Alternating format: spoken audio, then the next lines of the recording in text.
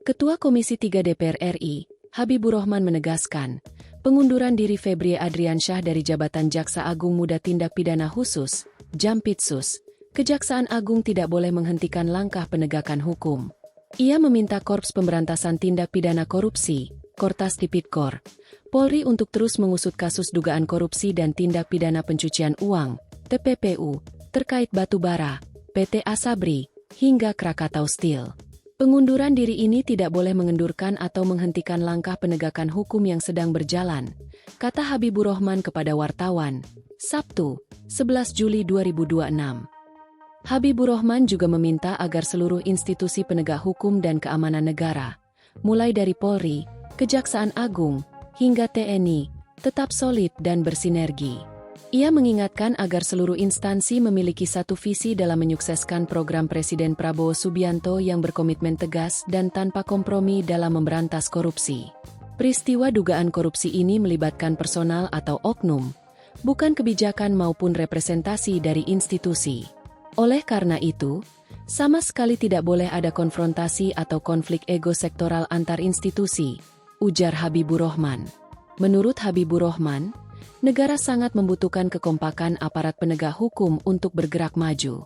Komisi 3 berjanji akan terus memastikan fungsi pengawasan berjalan optimal agar kerjasama antar lembaga tetap di jalur yang benar. Febrie Adriansyah mengundurkan diri. Sebagai informasi, tim gabungan diketahui telah menggeledah 13 lokasi pada Rabu, 8 Juli 2026, terkait dugaan korupsi dan TPPU batubara PLTU, PT Asabri, dan Krakatau Steel. Salah satu lokasi yang digeledah adalah kediaman Febrie di kawasan Sentul, Kabupaten Bogor, Jawa Barat.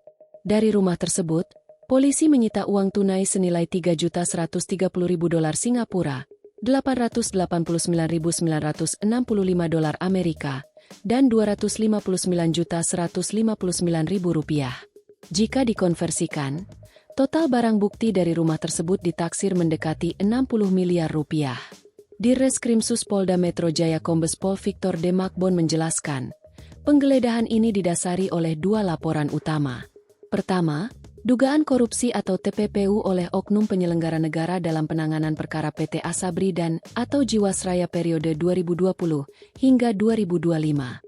Laporan kedua berkaitan dengan dugaan tindak pidana korupsi dan atau TPPU dalam proses penyelesaian utang atau kewajiban PT CBS kepada PT KNI yang diduga melibatkan pegawai negeri atau penyelenggara negara pada periode yang sama. Adapun 12 lokasi lain yang digeledah tersebar di wilayah Jabodetabek. Lokasi tersebut meliputi kantor PT CBS di Cengkareng dan Penjaringan, PT KNI di Petojo Selatan, kantor grup DMGCP dan PT PML di Kuningan, serta sebuah ruko di Cipete.